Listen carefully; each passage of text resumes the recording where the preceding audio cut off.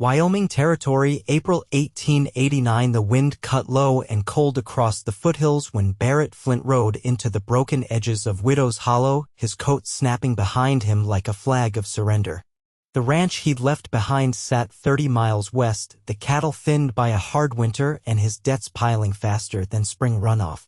He had no business riding farther from it. But something about the letter he'd found pinned to the mercantile's board, ink faded by weather, words desperate but proud, had stuck in his mind longer than it should have. Widow seeks help to settle land debt. 2 children. Will cook, clean, work beside. No charity. No expectations, it had read. Signed simply, Gwen Harlow. Homestead 5 miles east of town. Barrett had told himself he was just curious. Just passing through. But he had packed his saddlebag before the thought had fully finished. The house was small, slumped into the prairie like it was trying not to be seen. Shingles curled. 2 fence posts leaned sideways at the corral. But smoke curled from the chimney, and that meant someone inside was still trying. He rode closer. A girl, maybe 7 or 8, stepped onto the porch, her red braid stiff from the wind. She did not wave. She just stared with the same silent caution he'd seen in orphan calves. "Is your mother home?" he asked, tugging off his gloves. She nodded once, then turned and disappeared inside. The door opened fully a few seconds later. Gwen stepped into view. She looked about 28, maybe 30. Her dress was patched, her boots near worn through, but she stood straight, shoulders square, like she had learned a long time ago not to bend unless she meant to break. Her eyes were the color of creek water in spring, pale and clear. She did not smile. "I reckon you're here about the notice," she said. "I am. Name's Barrett Flint. Gwen Harlow." She looked him over, not like a woman noticing a man, but like someone measuring the weight of another burden. "You got a family?" "No, ma'am." She stepped aside. "Then come in." Inside was cleaner than he expected. Sparse but cared for. The boy, maybe 5, was sitting at the table with a half-whittled stick in his hand. He looked up, then ducked his head shyly. "Eli," Gwen said gently, "this is Mr. Flint. He's come to talk about helping." Barrett nodded to the boy, then to the girl as she reappeared. "And you must be Elsie." She didn't answer, just narrowed her eyes like she was trying to figure out his angle. Gwen poured coffee, black and hot. "I have 60 days to pay off $400, or the bank takes everything. My husband died last spring. Pneumonia. We had no savings. I have no kin close. I have tried every honest way I know." Barrett ran a hand through his hair. "I am not rich, Miss Harlow. My ranch is barely breathing. But I have a team, a wagon, and enough left from selling 6 head last month to cover your debt. If I help, I want no coin back. But I will need a place to put roots. And I could use a hand keeping my own land running." Gwen studied him like she was trying to see past the offer. "You want to buy the land?" she asked. "No, ma'am," he said slowly. "I want to marry you." Elsie jumped to her feet. "No." "Elsie," Gwen started, but Barrett lifted a hand. "I do not mean to upset anyone," he said. "But I do not believe in pretending. If I help, I want a real life. A partner. I do not expect love overnight. But I will earn my place if you'll let me." Gwen's jaw was tight, but she did not look angry, just tired and wary. "I do not want pity." "This is not pity," he said. "It is hope." The house fell quiet. The wind tapped against the shutters like a second clock ticking. "Let me stay 3 days," Barrett said. "Help you fence the south pasture. Fix your roof. After that, if you still want me gone, I will ride out and never look back." Gwen looked at her children, then back at him. 3 days, she said. By the end of the first day, Barrett had set 6 new posts, patched the barn door, and shared stew with the children without scaring them off. By the end of the second, Eli had fallen asleep in his lap during story time, and even Elsie had stopped glaring every time he entered a room. He did not push Gwen. He did not touch her. He just worked beside her, sanding the porch rail while she scrubbed laundry, carrying water while she kneaded bread. At night, he slept in the barn with his saddle under his head. On the 3rd evening, after supper, Gwen walked out to where Barrett was oiling his tack and handed him a folded paper. He opened it. A marriage license. Signed and dated. They will wed us at the chapel in town at sunrise, she said quietly. If you were sure. Barrett stood, dusted his hands, and met her eyes straight on. I have never been more sure of anything. You hardly know me. I know enough. I know you fight for your family. I know you face down storms instead of running from them. And I know you have not had an easy way. She blinked fast like she was not used to anyone saying it plain. Will you kiss me now? She asked softly. He reached for her gently, one hand at her waist, the other brushing her cheek. The kiss was slow, steady, like both of them knew what it meant to go without and had finally found something worth holding on to. When they pulled apart, her eyes were wet. Thank you, she whispered. For what? For not pretending it is easy. It will not be. But it will be real. She nodded. Then I will meet you at sunrise. The chapel in town was a squat, whitewashed building, the paint peeling from the eaves and the wooden pews worn smooth by decades of Sunday hands. The preacher, a gaunt man with a crooked collar and a voice that rasped like winter wind, said the words quick and without flourish. Gwen's hand in Barrett's never trembled, though her eyes stayed fixed on the floor until the vows were spoken. Elsie and Eli stood beside her, dressed in their best, Elsie in a faded blue dress that barely reached her boots, Eli clutching a wildflower he'd picked from a ditch on the ride in. Barrett hadn't expected them to speak, but when the preacher asked if any would object, Elsie stepped forward and said, "Long as you don't leave us, it's fine." Gwen's breath caught, but she didn't turn. Barrett crouched, met the girl's eyes level. "I'm not going anywhere." She gave a short nod and stepped back. They signed the register with ink thick as molasses, the page curling where it dried. Gwen wrote with a steady hand. Barrett's fingers bore fresh blisters from the fence posts, and his signature dragged in places. But it was done. Outside, the morning sun broke clean over the horizon, casting long gold shadows across the chapel steps.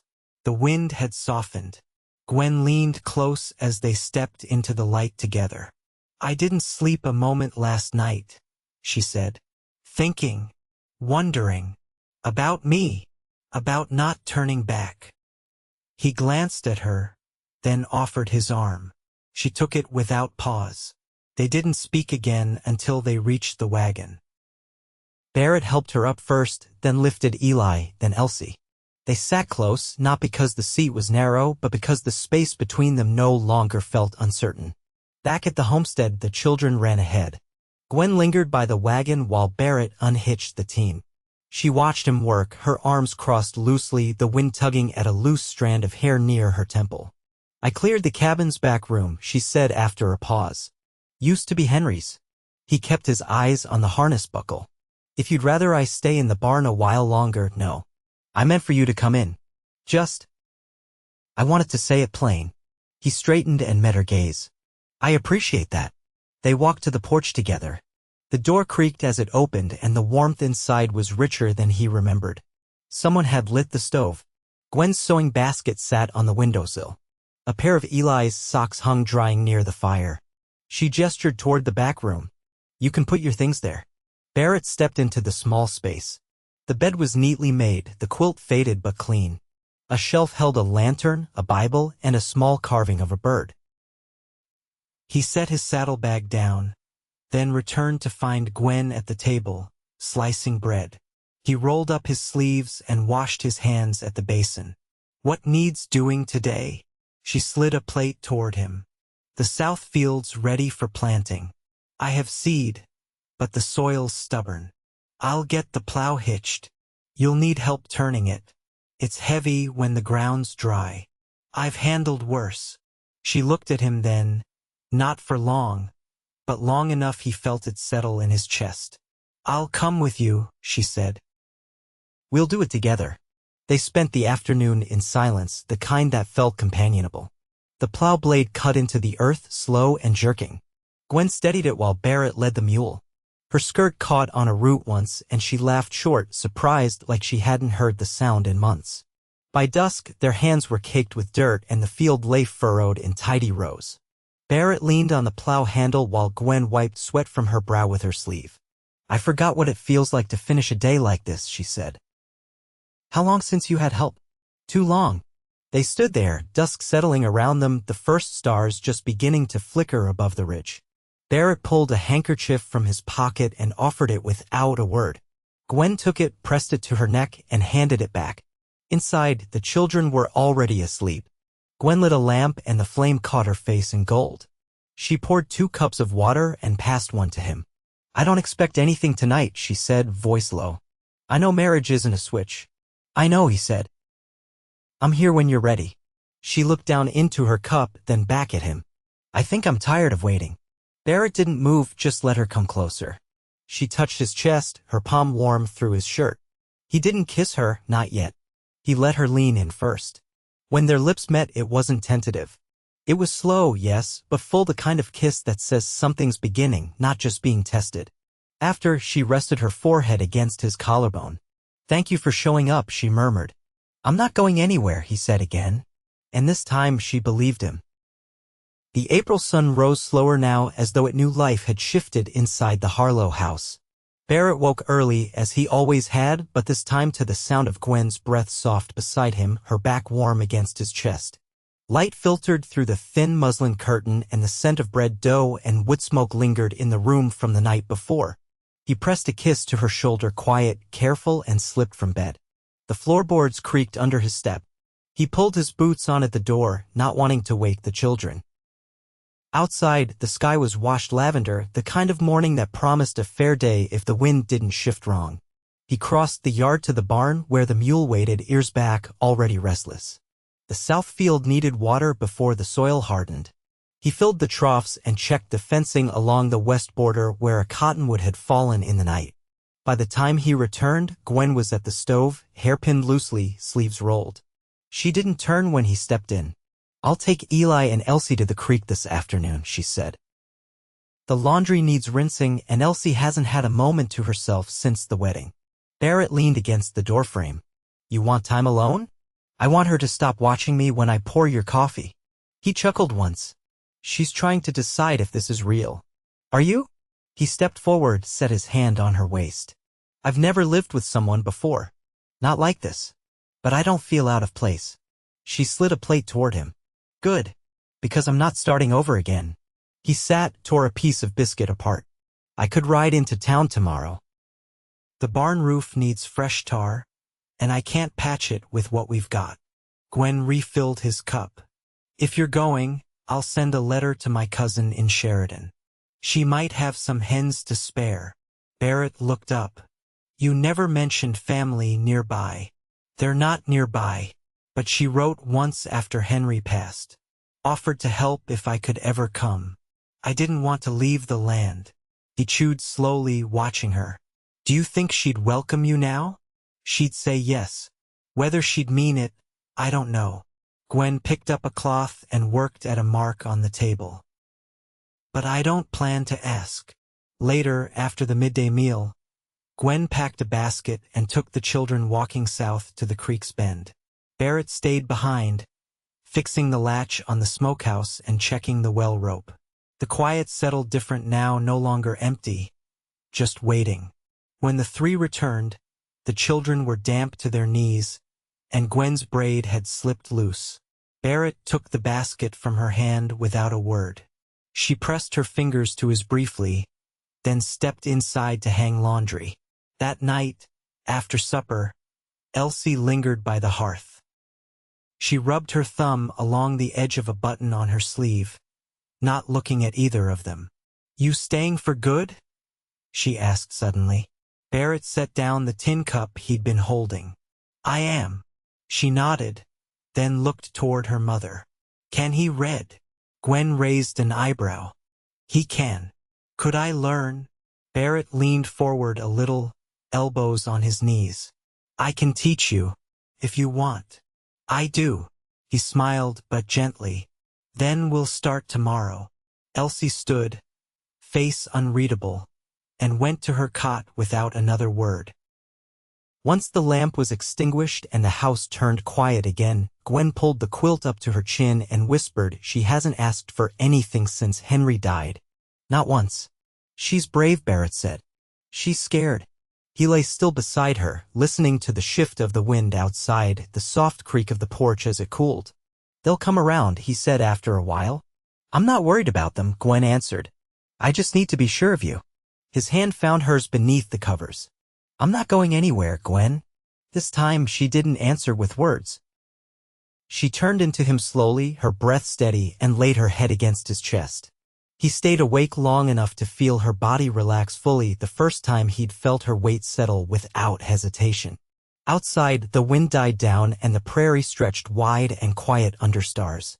Barrett sat cross-legged in the dirt behind the barn, carving a shallow groove into a pine board with his pocket knife. The early May air carried the sharp scent of new grass and the distant, rhythmic clang of Gwen hammering the warped hinges off the chicken coop. She hadn't asked him to do it. She rarely asked for anything, but he'd noticed the latch catching every time she passed, and she'd taken to fixing it herself after breakfast without a word. He let the blade slow. The carving wasn't much, just a rough shape of a mule's head for Eli, but it steadied his hands. The boy had been trailing him at a quiet distance for days now, eyes sharp, mouth tight. Barrett figured if he left the carving on the windowsill, no one would have to speak about it. From the corner of the barn, he heard footsteps crunch through last year's straw. Gwen rounded the edge, wiping her hands on a scrap of linen stained with rust. "You plan to keep carving that same board all day?" she asked, not unkindly. "Seems to pass the time." She crouched beside him, knees brushing his. "I found 2 broken eggs under the roost. Raccoons, maybe. I'll tighten the wire tonight." She didn't answer. Her gaze drifted to the carving in his hand. "For Eli?" she asked. "He doesn't say much. He doesn't trust much. He was the one who found Henry coughing blood in the pasture last spring." Barrett paused, the blade still against the wood. He didn't talk for 3 weeks after, she went on, voice low. "When he finally did, it was only to say he thought I'd die next." Barrett turned the carving over carefully, brushing the shavings from his lap. "I won't push him. But I'll be here." "I know." She stood, brushed her skirt clean, and held out her hand. "Come with me." He took it, letting her pull him up. She led him past the house, down the narrow path that forked east toward the ridge. They hadn't walked it together before. He hadn't known it existed. They stopped at a grove of cottonwoods, tucked between 2 hills, where the grass grew thick and yellow wildflowers bloomed in small, stubborn bursts. "I bring the children here when the wind gets too loud," she said. "Elsie calls it the still place." Barrett surveyed the trees, the gentle sway of their branches. "Feels different out here. It's the only land Henry never cleared. Said the trees were too stubborn to cut." She stepped forward, brushing her fingers along one of the trunks. Her voice dropped. "I buried him here." Back past the last tree, Barrett removed his hat as they walked beyond the grove. A small wooden marker stood at the edge of the rise, half sunk but upright. "I didn't tell you before," Gwen said. "Thought it might make things harder." He looked at her, then back at the marker. "It doesn't." "You sure?"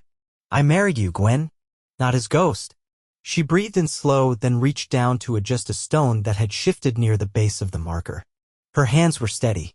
"I didn't love him the way I want to love a man," she said. "But he gave me these children. And he didn't leave by choice."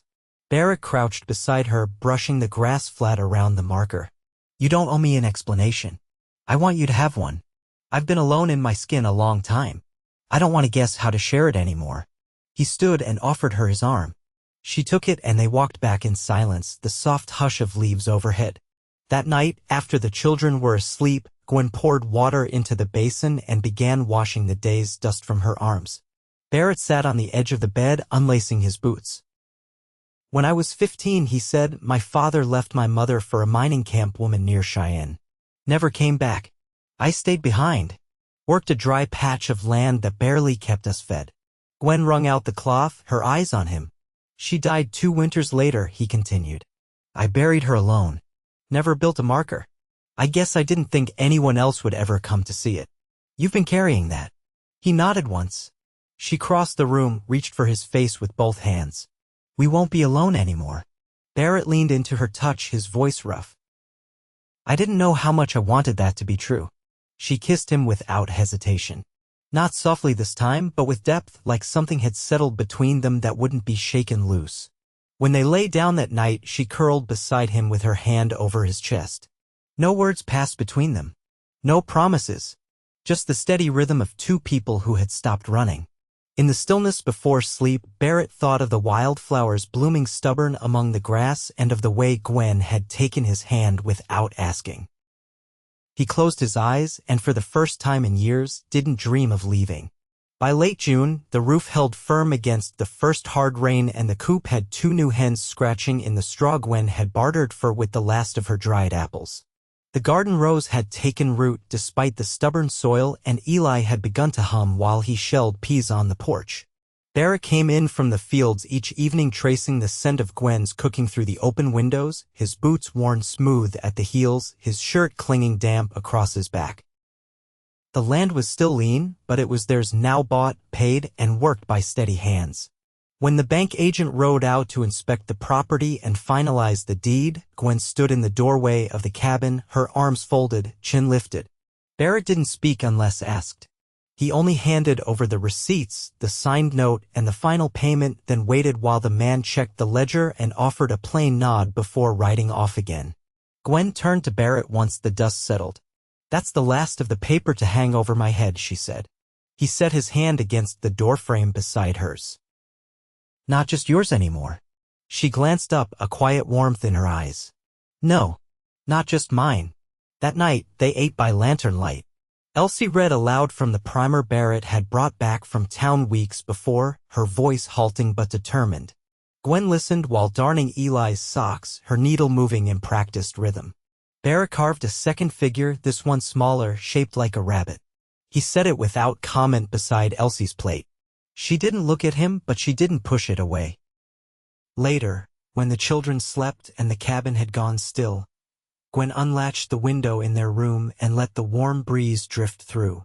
Barrett sat on the edge of the bed, rubbing the ache from his knees. She stood behind him, resting her hands on his shoulders. "I was thinking about spring," she said.